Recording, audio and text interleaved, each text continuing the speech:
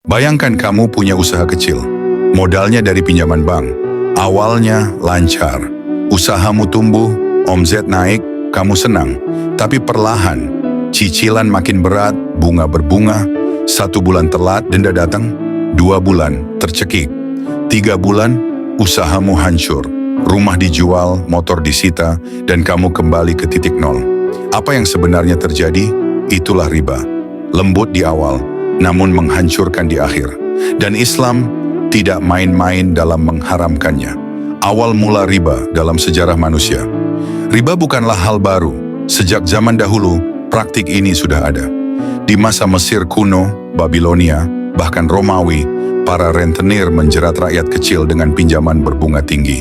Mereka memanfaatkan kesulitan orang lain untuk memperkaya diri sendiri. Dan ketika Islam datang, ia membawa satu misi besar, menghapus kezaliman dalam segala bentuknya, termasuk kezaliman yang dibungkus dalam sistem riba.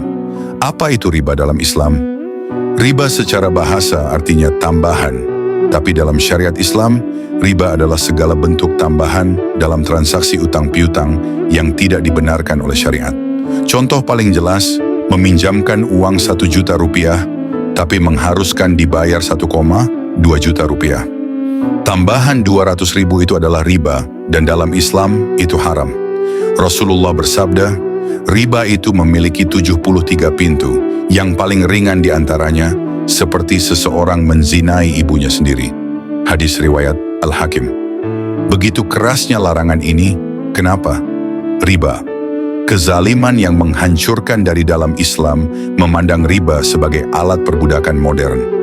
Ia menjadikan orang miskin semakin miskin dan orang kaya makin rakus. Bukan hanya dosa pribadi, riba menciptakan kerusakan sistemik. Coba lihat dunia sekarang, negara-negara dengan utang ratusan miliar dolar, bunga menumpuk setiap tahun, rakyat menanggung beban. Inflasi, krisis ekonomi, PHK, semuanya berawal dari sistem riba global yang menghisap seperti lintah. Bahkan Allah SWT tidak tinggal diam. Orang-orang yang makan riba tidak dapat berdiri, melainkan seperti berdirinya orang yang kerasukan setan lantaran tekanan penyakit gila. Quran Surat Al-Baqarah 275. Dan lebih dahsyatnya lagi, maka jika kamu tidak meninggalkan riba, ketahuilah bahwa Allah dan Rasul-Nya akan memerangimu.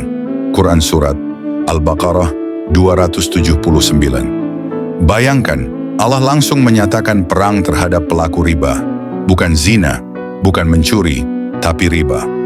Riba di masa Rasulullah dihapuskan total ketika Islam mulai berkuasa.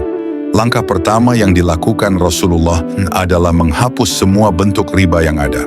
Saat Haji Wada, beliau bersabda, ketahuilah, semua riba dari zaman jahiliyah telah dihapuskan. Dan riba pertama yang aku hapuskan adalah riba milik pamanku, Abbas bin Abdul Muthalib.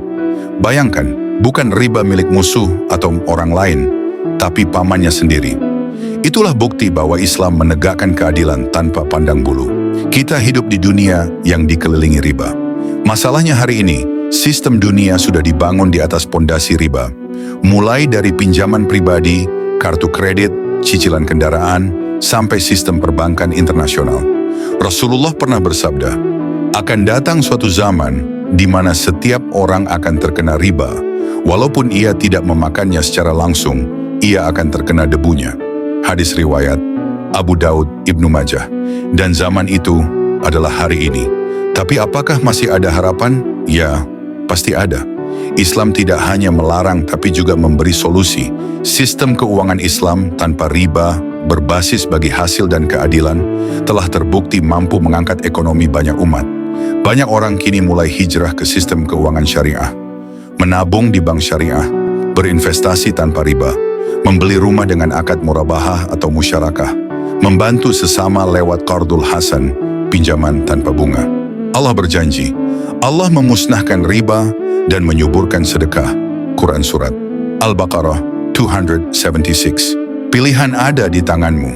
Riba memang menggoda, solusi cepat, jalan pintas, tapi ia menyimpan racun perlahan yang membunuh dari dalam. Pertanyaannya, apakah kamu rela memperkaya diri dengan cara yang membuat Allah murka? Atau Kamu berani memilih jalan yang halal, walau mungkin lebih berat, tapi penuh berkah? Karena 1 rupiah yang halal lebih berharga dari 1 juta yang datang dari riba. Dan di hari akhir, setiap sen akan dihisap, setiap transaksi akan ditampakkan. Pilihlah dengan hati, pilihlah dengan iman, karena riba bukan sekadar dosa, ia adalah perang melawan Tuhanmu sendiri. Nauzubillah.